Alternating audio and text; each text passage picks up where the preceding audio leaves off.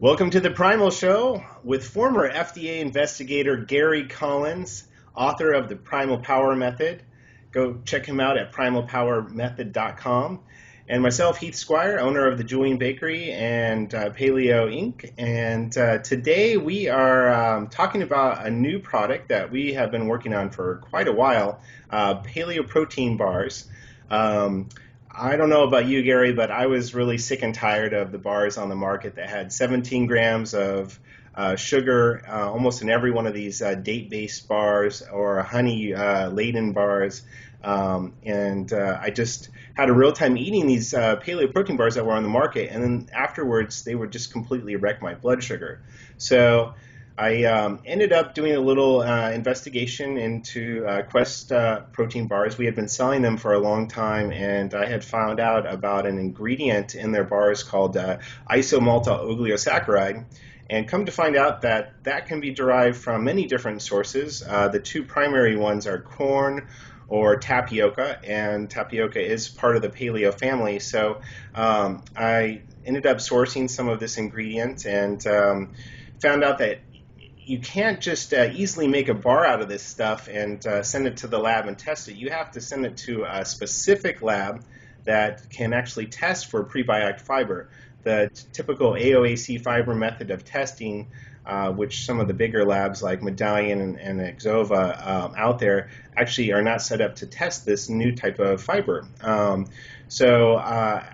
found that out because somebody had attempted to sue Quest and had sent in one of their bars to the lab, and it came back missing a bunch of fiber, and the nutritionals weren't right.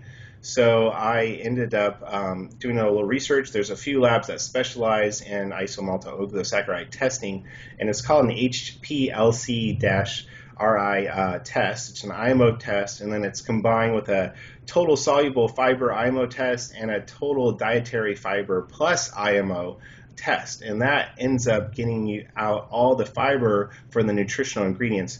Because here at the Julian Bakery, we actually lab test and verify all of our products. We spend a lot of money doing that, and we feel that if you're on a diet and you're looking to reach your ideal weight, it's very important to know what your macros are that you're consuming, so that you're not over-consuming too much fat or too little of anything, and to make sure that the net carb counts are right, because we now know that net carbs are actually valid, and because for every gram of fiber, you have a gram of carb. So that being said, those carbs from fiber can be deducted from the total calorie count to get you your total net carbs that impact your blood sugar. So I know this is a lot of information to throw you all at once, but we definitely do our due diligence here in terms of product testing, and I wanted to make sure that we could put together a low sugar bar, which we did. Our bars are sweetened with monk fruit, and they have 2 grams of sugar. It's naturally occurring within the ingredients, and very happy to say that you can have a high fiber bar which promotes improved digestion using this prebiotic fiber.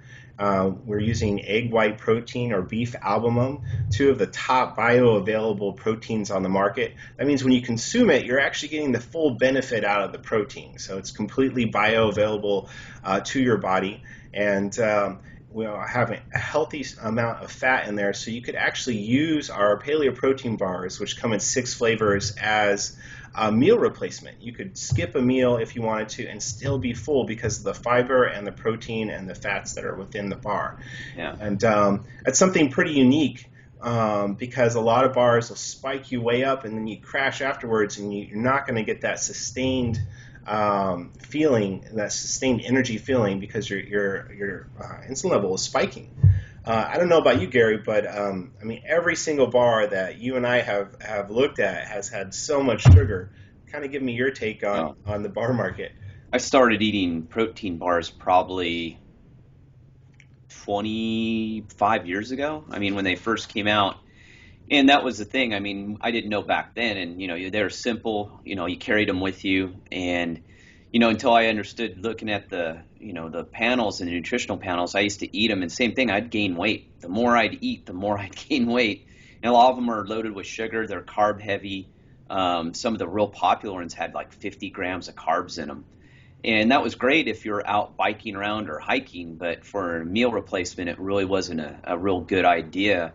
And it's tough. I mean, me and you have complained for a long time about protein bars and what we like and what we're looking for, and we just couldn't find it. I mean, there's no bar out there that really is truly a healthy bar. I mean, there's a few that kind of border on it, but even those that are kind of meat based, you look at the sugars and they got a lot of sugar in them still. And, so you're just eating basically sweetened ground up beef jerky with some cranberries or something else in there. And it just doesn't work either. It's that balance. You want low sugar, you want a good amount of protein, good amount of fat, and the carbs, just as long as they're within reason, are fine. Yeah. As long as the fiber's there. And that's a hard thing too, is we've talked about making a protein bar a good one is not easy, and that's why a lot of people won't take it on.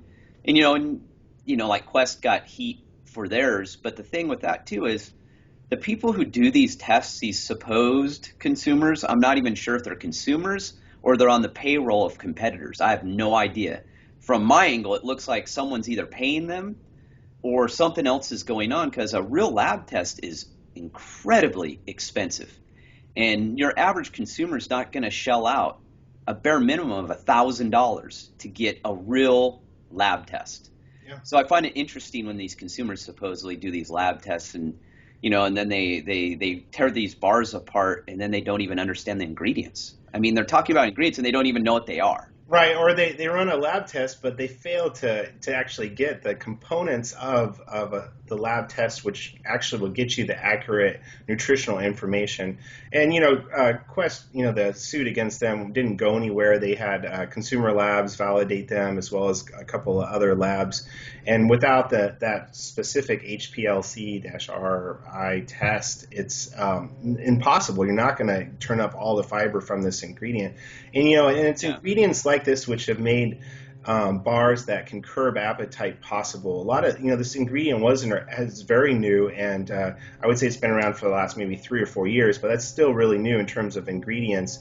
And the testing just hasn't caught up with it. So only a few labs actually offer this sort of testing, and we were able to lab verify and pay to test every single flavor of our bars. We post them online.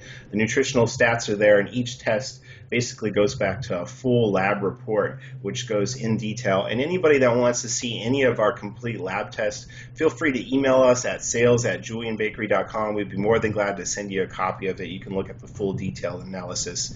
And it's definitely something that's important out there. But going back to the protein bars, I would say, I really like Quest bars. They taste good. They were revolutionary. But for me, as somebody that has an allergy to dairy and the milk protein isolate combined with the whey and the sugar alcohols, for me, it actually triggered my allergies and mucus. And I really had difficulties consuming them. And then they were so sweet, I found myself wanting another one.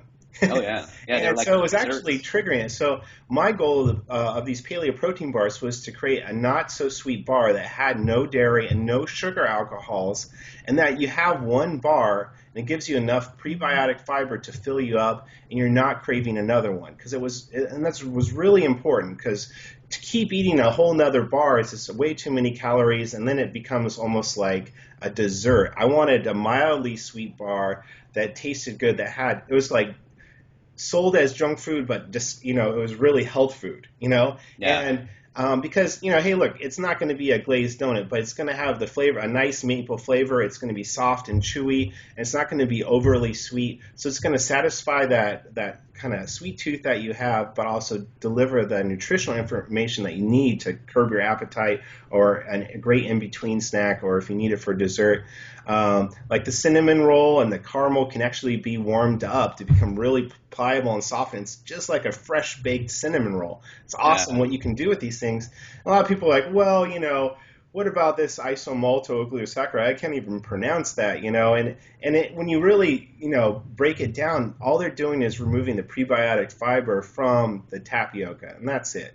And everything else it's pretty much no more processed than cooking an egg, because really what we're doing is we're taking egg whites, we're taking sunflower seeds, we're taking this prebiotic fiber, and we're combining them together, and you're getting ingredients that promote optimal health at the end of the day.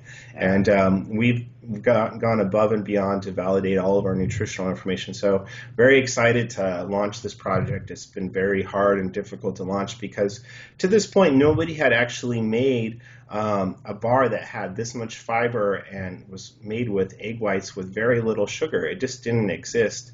So after you consume this bar, your stomach actually feels good, and it's made for those that really are looking to stay away from allergy triggers, and the ingredients were specially formulated for that because I'm pretty sensitive, and I know if I can consume ingredients within a certain framework, the paleo framework, that I'm not going to have issues with allergy or mucus or things like that. I'm going to be able to think clearly through the day. I'm going to have sustained energy. And these are the things that I wanted from a protein bar, because most protein bars are packed with sugar alcohols. They're packed with sucralose, which a lot of people don't know that can actually cause, it changes your gut microbiome. There's been some recent studies posted on that.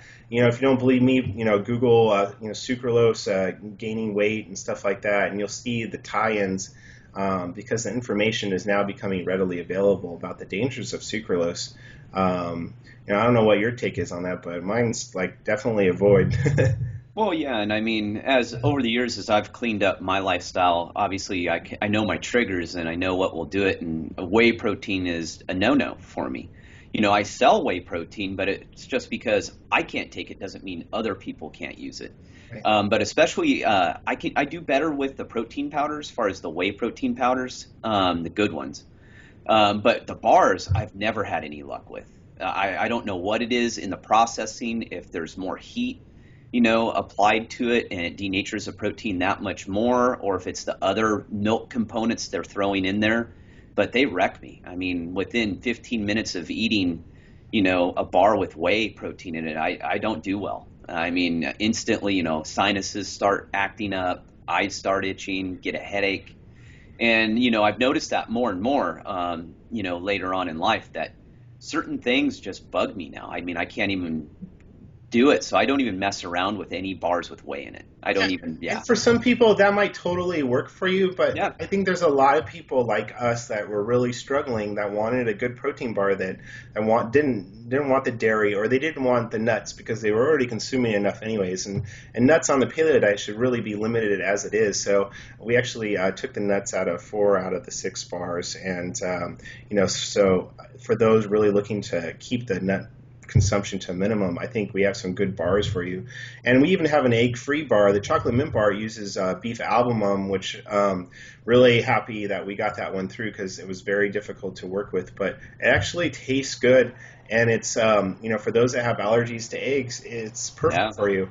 Perfect. So we've really kind of thought about every sort of allergy out there, and we've tried to address it step by step. And these are just the first 6. We got a lot more flavors to come. We're really excited about all the various bars we're going to be launching now, and we really have a good framework to launch many more to come. So it's pretty cool. But the other thing, there's a lot of bars out there that are calling themselves paleo, and they're using dates, and they're mixing honey in there, or they're using dried. How about the pea protein? Yeah. Or Professor really likes the pea protein bars. Paleo bars that have whey in them, or even worse, pea protein, which is great. If you're a vegan and you're opposed to consuming ingredients from animals, then I get it. That's great. That's a good source for you. But if you're paleo, you don't put pea protein or whey protein in a paleo bar.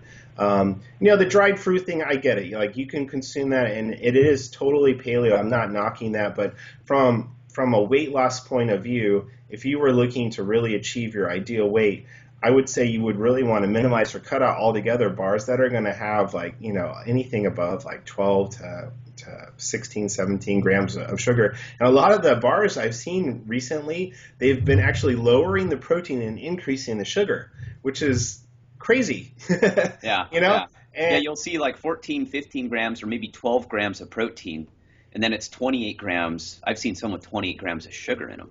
Yeah, and I get it, and I understand why they're doing it because I'm in the food manufacturing business, and the egg white market has gone crazy high. We decided to go with egg whites because I feel it's really the best option. It's the best protein, but it does cost more. I think we're providing the bars at a reasonable price, but a lot of the other bars, they reformulate it and they decrease the protein and increase the sugar, and it's not setting yourself up for optimal health.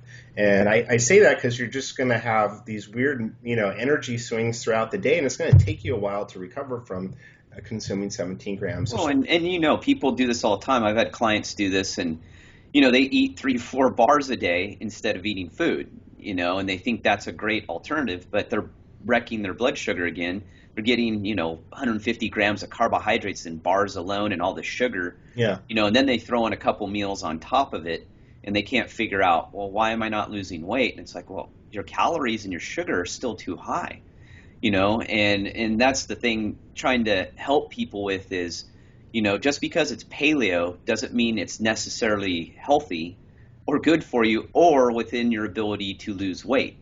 A treat is a treat, and you have to be able to recognize something by looking at the label and going, okay, yeah, these are paleo ingredients, but the macros are too high for me to lose weight.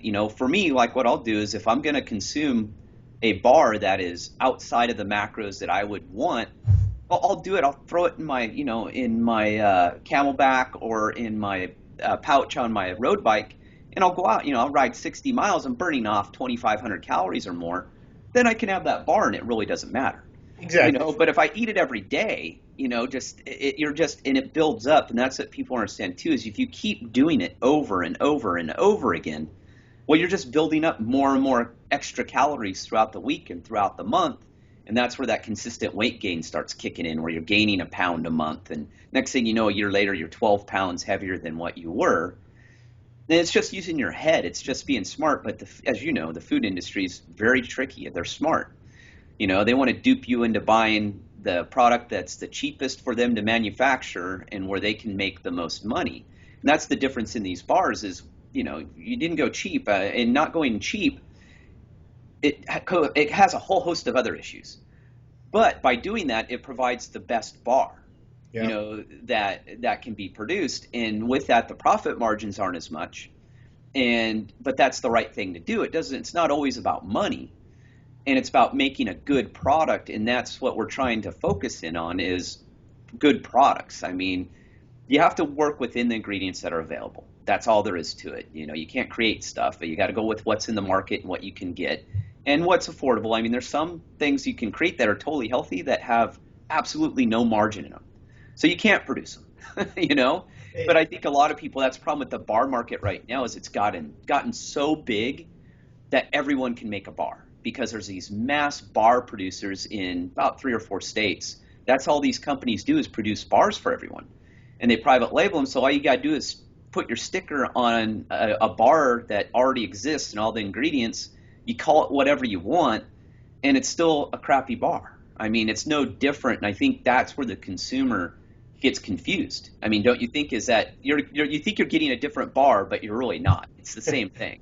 It is. I mean, there are just a handful of places that actually make almost all the bars out there. And what happens is, as a formulator, you go to them and you're limited by the range of ingredients that they have to offer at their facility. So if you're wanting to use a cutting edge ingredient, you can't. So you end up only being able to create from within their menu of ingredients.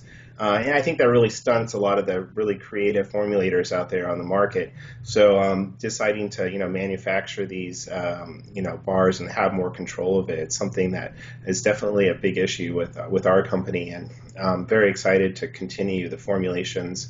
I think these bars have 20 grams of protein. I'm really excited to have bars that have 40 or even 50 grams of protein for those, and combine it with the fiber for those that are really into building lean physiques and bodybuilding and the fitness world. And being able to do that with egg or beef protein is going to be awesome to see people's results. So, and that's what it's really all about. And that's why we go into such detail about how we test and how we formulate, because we actually care. And these are bars that my family family consumes and that I want everybody to be able to consume, and it's definitely a number one priority here is ingredients and nutritional accuracy. So it's very exciting.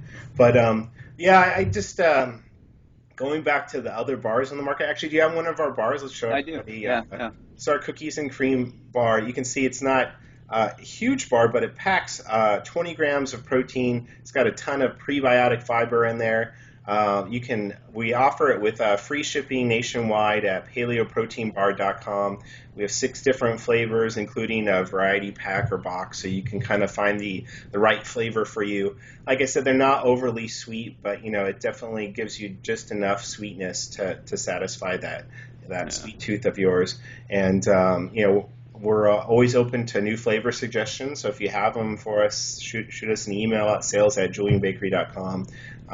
It's definitely something that we're going to be making a lot of in the future, so it's very exciting. Well, and if you ever do buy a protein bar, supposed protein bar that tastes like a donut or it tastes like cheesecake, there's a problem.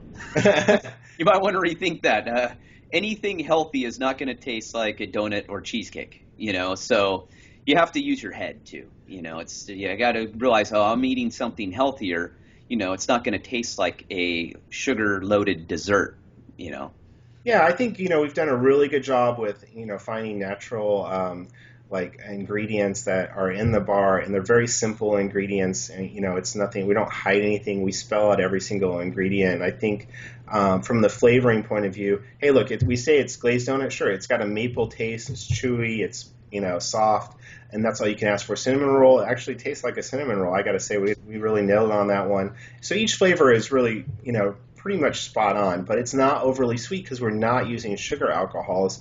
And the reason we're not using like xylitol or erythritol, even though they're not bad as sugar alcohols, those are the 2 best ones, but we really wanted to minimize any sort of gastric distress, because a lot of sugar alcohols can cause upset stomachs and you're dealing with gas and stuff like that. We wanted a bar when you consume it, there's no sort of bloating, your stomach feels good, and it's all about being anti-inflammatory, which is the whole point of paleo in the first place. Now, don't get me wrong, it's great to eat completely, unpackaged food and everything right from, earth, and to really go strict paleo. But this, for somebody that's on the go or is transitioning from a mainstream diet and is going paleo, this is a tool that's going to help keep a consumer on track. And that's what it's all about, because it's hard to transition from a mainstream diet, and our products help people stay on track. And it's just, if you go too strict, there's a lot of these 30-day programs that are out on the market today that are overly strict, and it doesn't take into account how you should eat for the rest of your life. I'm more into developing foods you're going to use every day. They're going to help you stick on the right path and make paleo easy, and use the ingredients that are outlined. So there's no dairy, there's no legumes, they're grain free, they're gluten free, there's no soy, there's no junk, and they use this framework for developing foods that are based on this sort of template. And all of a sudden, paleo starts looking really manageable, and people can stick to it. And all of a sudden, mainstream society starts eating this way, and that's really what the goal of it is. It's to spread the word of paleo to everybody, and to educate consumers about what paleo is all about. So yeah, well, and with paleo, that's the biggest complaint you get when it ranks it as a diet. Usually, is the strictness of it. Yeah, that it's for a bunch of people, CrossFit nut jobs who live in caves, and all we do is cook food all day, and that's not really how it is. I think paleo's gotten a bad reputation in the diet market, which the diet market within itself, that's kind of whatever. But with that, we have to do a better job of policing ourselves, and I've had couple rants on that, and it's if it's paleo and someone's acting the fool, you got to kind of call them out sometimes, because it confuses. It's not about bashing on someone or a product. It's just people get confused. And now it makes it even harder, and then it gives paleo a bad name. Yeah. And unfortunately, there's people out there trying to capitalize on the paleo moniker instead of doing the right thing. And that's in any business, anything that becomes popular. I mean, Atkins went through that. Low carb's gone through it. I think it's still going through it. So, just be careful. That's all we're saying. And we're trying to provide products to people that make sense. Stuff you can use every day, realistic. You can't put a chicken drumstick or a turkey leg in your bag every day. So, there's got to be some alternatives, and me and you travel, and we're pretty busy. So we use the products. I mean, we just don't invent them and throw them out there for people to buy. We eat them. I mean, if they knew how many samples me and you ate of these bars, I mean, hundreds. Yeah. So if we're willing to put our bodies at risk, you got to realize we're not out there, to just throw you a crappy product. I mean, if we're eating it and consuming it, that's pretty much tells you what we're all about. Yeah, I mean, it took us a good 2 years to come up with these formulations, and we, really took the time to lab test and verify everything and to go through the motions. It's a long and tedious process, and but now that we have the framework for it, it's very easy for us to launch more, and I'm very excited. We have some really exciting new flavors on the horizon also. So this is one of very many things. So definitely check out our complete online store at julianbakery.com/paleo. There's a good 35 plus products in there that will help you stick on track and make this way of eating very easy. We're going to have some more side-by-side reviews coming up. We're going to get a bunch of the different protein bars in some upcoming episodes, kind of walk you through on how to look at the labels and so forth, because there's just so many crazy ingredients that people are sticking into bars. But the main things to avoid are sugar alcohols, erythritol, xylitol, and sucralose. All really need to be minimized, but there's a lot of others, like maltitol is another real crazy one that they're throwing in there, and it's just so prevalent. And you finish these bars and your stomach starts grumbling, and that is just not the way it should be done at all. So it's just you should be able to consume a bar, and it promotes optimal health and allows you to hit your weight loss goal all at the same time. So you can do that by cutting out the sugar and having a lot of fiber in the bar. And what's great about this sort of prebiotic fiber, it's not like cardboard. You don't consume, everybody's like, oh my gosh, that's so much fiber, but prebiotic fiber is different, and when you consume it, you actually don't have that bloated feeling, and it doesn't make the bar taste like cardboard. It's soft and pliable, so it's definitely a different sort of experience, and I think everyone will love it. We've had such a great response, and I'm so excited about rolling this out everywhere that we're in, so it's very exciting. But make sure you hit the subscribe button on our channel. We got a really exciting 2015. We have a lot of shows planned, a lot of exciting topics. So hit that subscribe button now. If you have any questions, email Gary at theprimalshow.com or Heath at theprimalshow.com. We will definitely respond to any of your questions. I know there's a lot of new diets and trends and all that stuff, so we'll definitely answer your questions, and we look forward to talking to you soon.